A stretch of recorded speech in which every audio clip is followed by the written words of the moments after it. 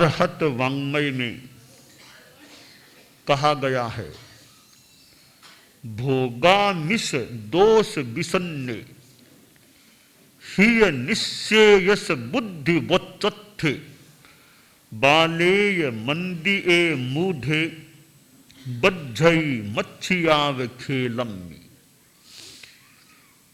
3 शब्द हैं, भोग, रोग, योग।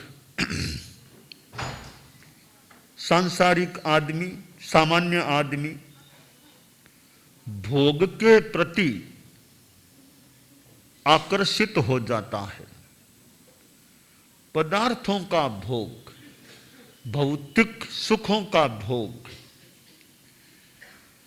5 इंद्रियों के 5 विषय हैं। श्रोत्रेंद्रिय का विषय है शब्द, और श्रोत्रेंद्रिय की प्रवृत्ति है सुनना। श्रोत्रेंद्रिय शब्द सुनना। इसी प्रकार चक्षुरिंद्रिय रूप और देखना। घ्राणेन्द्रिय गंध सूंघना। रसनेन्द्रिय का रस और चखना। स्पर्शनेन्द्रिय स्पर्श और छूना। इन इंद्रिय विषयों के सेवन के द्वारा आदमी भोग भोगता है। अब भोग में भी 2 प्रकार हैं, एक काम और एक भोग। श्रोत्र और चक्षु से होने वाला भोग काम कहलाता है। शेष 3 इंद्रियों से होने वाला भोग कहलाता है। क्योंकि थोड़ा अंतर है। जैसे रसनेन्द्रिय है तो स्वादिष्ट पदार्थ आदमी मुंह में लेता है, स्वाद का भोग करता है, बहुत बढ़िया बहुत बढ़िया, मुंह में लेकर भोग भोगता है, उसका स्वाद लेता है। पर आंख से रूप है, रूप को आंख में नहीं लेता है, वो दूर से ही देखता है। यह फर्क है काम और भोग में। काम का साक्षात आसेवन नहीं होता, भोग्य पदार्थ का साक्षात आसेवन होता है। गंध है, नाक में जाएगी तो उसका पता चलेगा। स्पर्श भी शरीर से छुएगा तो उसका वो आसेवन होगा। तो 3 इंद्रियों का इस प्रकार भोग होता है। शब्द है वो ऐसे दिखता भी नहीं है, कान में पड़ा तब मन में आता है ऐसा मुझे कह दिया, तो बाद में वो उस रूप में एक होता है, तो वो काम है। बाकी 3 भोग हैं। संक्षेप में सारे ही भोग हैं, 5 ही इंद्रियों के विषयों के भोग हैं। शास्त्रकार कहते हैं कि ये जो भोग हैं, जिनके प्रति आसक्ति भी आदमी की हो जाती है, इनमें जो रसासक्त होकर, आसक्त होकर इनका सेवन करता है, वह बंध जाता है, कर्मों से बंध जाता है। जैसे मक्खी श्लेष्म के अंदर पड़ी चिपक जाती है, ऐसे ही आत्मा इन भोगों से, कर्मों से आबद्ध हो जाती है। तो यह भोग है। भोग आदमी भोगता है, कोई शराब पीता है वो भी भोग है। संस्कृत में एक श्लोक आता है, भोगा न भुक्ता वयमेव भुक्ता कालो न यातो वयमेव याता तपो न तप्तम वयमेव तप्ता तृष्णा न जीर्णा वयमेव जीर्णा। कि आदमी सोचता है कि मैंने भोगों को क्या भोगा, भोगों ने मुझको भोग लिया, भोगों ने मुझे खराब कर दिया। पहले आदमी शराब पीता है, फिर शराब मानो आदमी को पीने लग जाती है। आदमी गुटखा आदि खाता है, फिर ये आदमी को खाने लग जाते हैं। तो मैंने क्या भोगा, इन्होंने मुझे भोग लिया है, मुझे खराब कर दिया है। वो दार्शनिक बैठा था तो प्रोग्राम मंच पर लोग आसीन थे, दार्शनिक भी बैठा था, तो वो कार्यकर्ता आए, वो जो सम्माननीय लोग बैठे थे, मंचासीन थे, उनके सामने शराब की बोतलें रख रहे थे। तो दार्शनिक के सामने भी वो बोतल रखी। दार्शनिक ने देखा, रे मेरे पास शराब की बोतल, मैंने आज तक कभी चखा तक नहीं शराब को, मेरे पास रखी है, तो मेरे पास तो बोतल है, ये काम की है ही नहीं। दार्शनिक बीच में उठा, बोतल को हाथ में लिया, इधर जाने लगा। तो कार्यकर्ता उठे कि कोई इनको बाथरूम जाना होगा, कहा सर बाथरूम इधर है, नहीं बाथरूम नहीं चाहिए मुझे। आगे मिट्टी पड़ी थी, वो दार्शनिक वहां गया, शराब की वो बोतल का ढक्कन खोला और शराब को मिट्टी में गिरा के पैर से मिट्टी में इसको मिला दिया, शराब को, तो बोतल को फेंक दिया, वापिस आके बैठ गया। कार्यक्रम पूरा हुआ तो कार्यकर्ता आए कि सर हमने तो बड़ी भावना से एक अच्छी शराब आपके लिए रखी थी, आपने शराब को यूं मिट्टी में मिला दिया, एक तरह अपमान किया आपने, तो ऐसा क्यों किया आपने, मिट्टी में क्यों मिलाया शराब को आपने।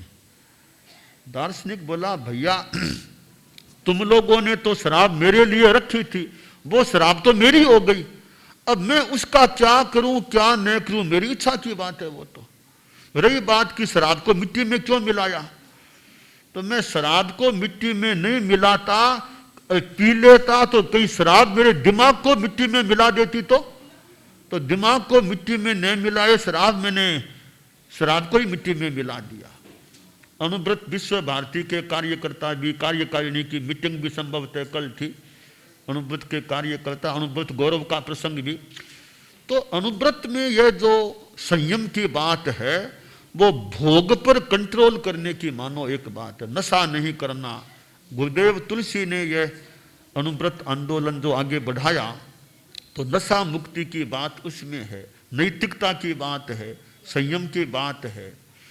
तो ये बातें आदमी के जीवन को अच्छा बनाने वाली हैं और आत्मा को निर्मल कल्याण की दिशा में आगे बढ़ा सकती हैं। तो भोग है तो रोग को भी निमंत्रण मिल सकता है। आखिर रोग भी होते क्यों हैं, कहीं न कहीं पाप कर्म का बंद किया होगा तब रोग होते हैं। तो ये निमित्त रूप में भी भोग है। अब आपने खाने में किसी ने ज्यादा खा लिया, मनोज्ञ पदार्थ है, ज्यादा खा लिया, तो पेट में कुछ तकलीफ हो सकती है। क्यों हुई कि खाने में असंयम किया है, तब तकलीफ हो गई है। तो भोग रोग का कारण भी बन सकता है। ये रोग तो फिर भी शरीर के रोग हैं, आत्मा के रोग भी हो सकते हैं भोग होने से। तो आत्मा निरोग बने, वो सर्वोत्तम या परम बात होती है। तो शास्त्रकार ने जो संदेश दिया है, ये जो भोग हैं वे हमारी आत्मा को कर्मों से मानो चिपका देते हैं, जैसे मक्खी श्लेष्म में पड़ करके चिपक जाती है।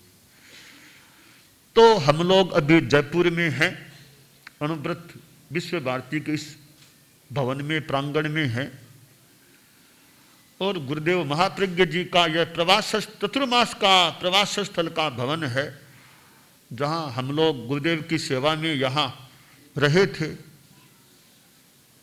और गुरुदेव के स्वास्थ्य के संदर्भ में, चिकित्सा स्वास्थ्य लाभ के संदर्भ में गुरुदेव का पधारना हुआ था।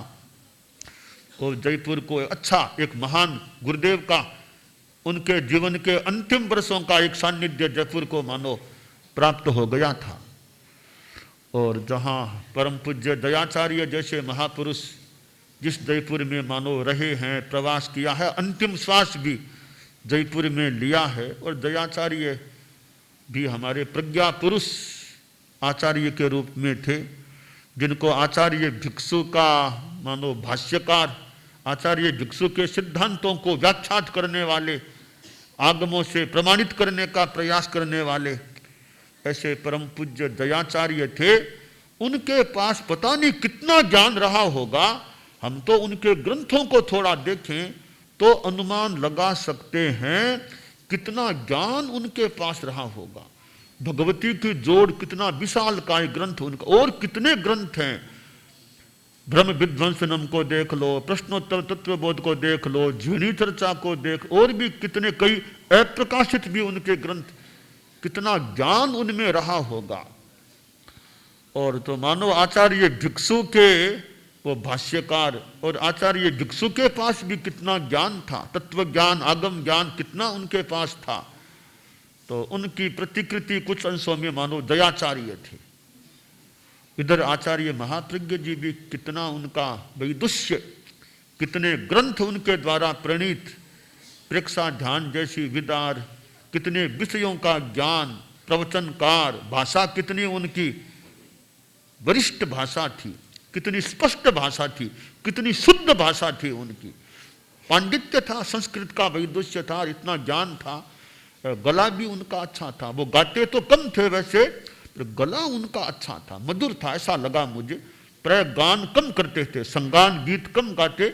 गुरुदेव तुलसी तो व्याख्यान में गीतों का और का प्रयोग करते रहते। आचार्य महाप्रज्ञ जी थोड़ा गाने में थोड़ा कम समय लगाते थे, पर उनका गला अच्छा था, गाने मधुर था गला। तो ऐसे हमारे आचार्य श्री का यह प्रवास स्थल अनुविभा रहा है आचार्य महाप्रज्ञ जी का। और फिर श्रद्धेय मानवगणी जिनसे जुड़ा हुआ यह जयपुर शहर है, तो जयपुर हमारे धर्म संघ के ऐतिहासिक प्रसंगों से एक बड़ा महत्वपूर्ण शहर हो जाता है। तो इतना आचार्यों का जुड़ाव रहा है जयपुर के साथ। और बस राजस्थान की राजधानी तो है ही है, तो हमारे धर्म संघ के हिसाब से भी जयपुर एक महत्वपूर्ण शहर हो जाता है। और श्रद्धेय मंत्री मुनिश्री का अंतिम यही प्रवास स्थल और अंतिम प्रयाण स्थल भी यही प्रांगण, यही स्थान, यही कमरा पास वाला वो रहा है। तो मंत्री मुनिश्री भी हमारे धर्म संघ के एक महत्वपूर्ण मुनिश्री थे, जिन्होंने कितनी यात्राएं की। कोलकाता में कितना लंबा प्रवास उनका हुआ था, 5 चतुर्मास लगातार कोलकाता में। दक्षिण भारत की उन्होंने यात्रा की थी, और भी यात्रा बिहार किया था। एक अपने ढंग के प्रभावशाली हमारे धर्म संघ के मुनिश्री थे। गुरुदेव तुलसी के पास बालावस्था में आए थे, और जीवन के 9वें दशक में उनका प्रयाण हुआ था। तो श्रद्धेय मंत्री मुनिश्री से भी यह जुड़ा हुआ एक जयपुर और अनुभवा स्थल है। तो ऐसे स्थल में हमारा आना हुआ है। तो ये दो संत पुरुष हैं, आचार्य हैं, जिन्होंने भोग से योग की ओर प्रस्थान किया था। यों हम अनुमान लगाएं, भोग है तो वो रोग का कारण बन सकता है, तो भोग से योग की ओर आगे बढ़े। योग अध्यात्म की साधना, योग की साधना है। तो आदमी गृहस्थ भी है, गारहस्थ में भी योग साधना की जा सकती है। यह आसन प्राणायाम करना, उसे भी योग कहा जा सकता है। यम नियम, यह महाव्रत अनुव्रत, जो अध्यात्म की साधना, इंद्रिय संयम आदि आदि, ये सब योग की साधना है। स्वाध्याय भी योग है, ध्यान भी योग है।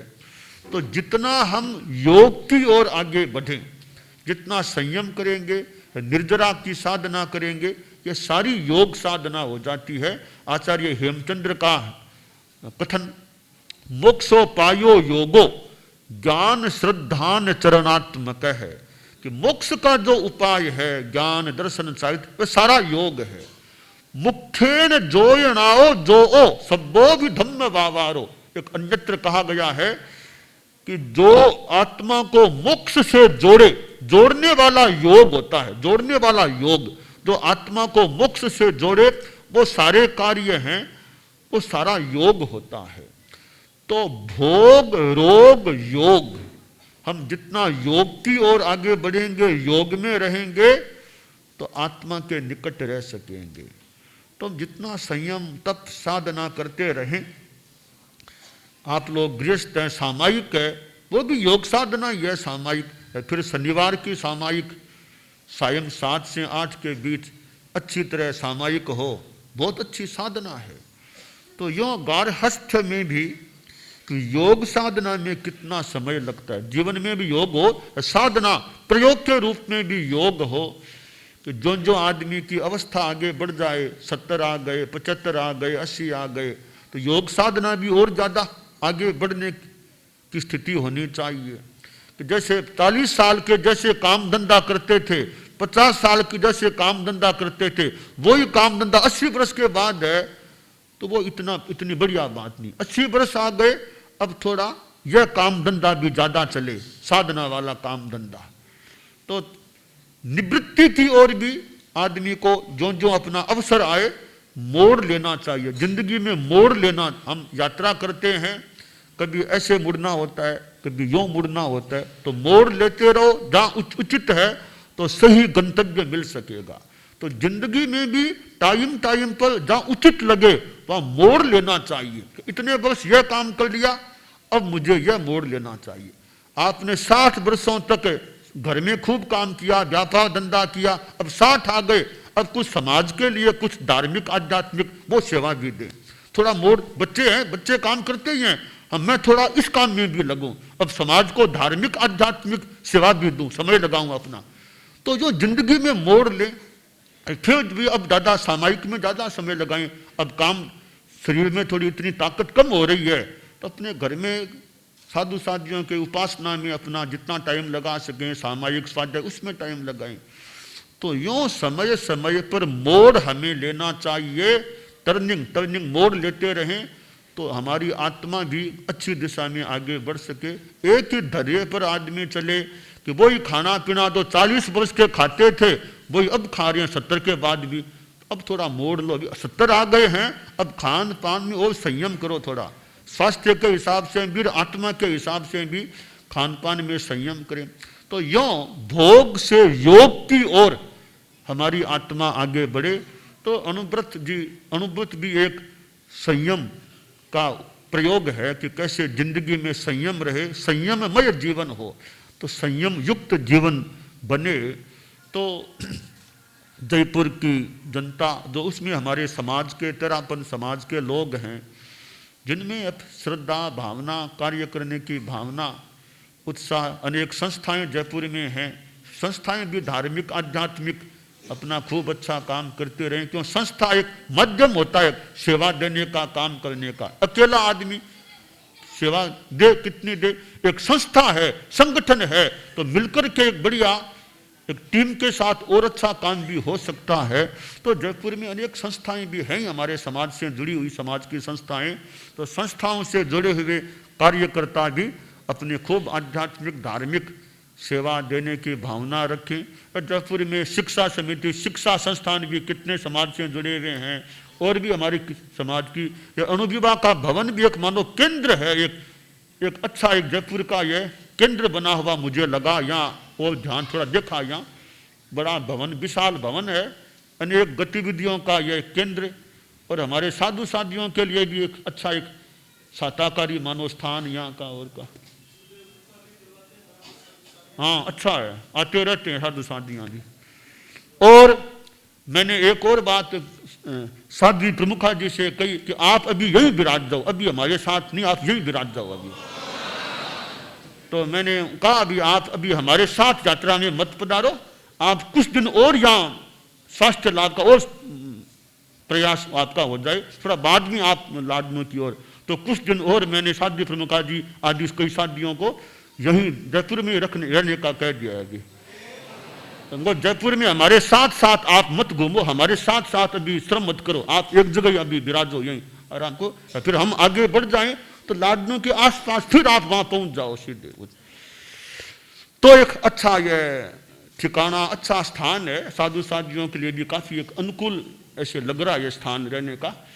तो जयपुर के समाज में भी अच्छी भावना, अच्छी श्रद्धा, सेवा भावना बनी रहे, और श्रावक समाज में धार्मिक चेतना भी अपनी अच्छी बनी रहे। समाज के संस्थाओं में परस्पर अच्छा सौहार्द का भाव, मैत्री का भाव, मिलजुल के अच्छा धार्मिक आध्यात्मिक काम को आगे बढ़ाने का उत्साह बना रहे।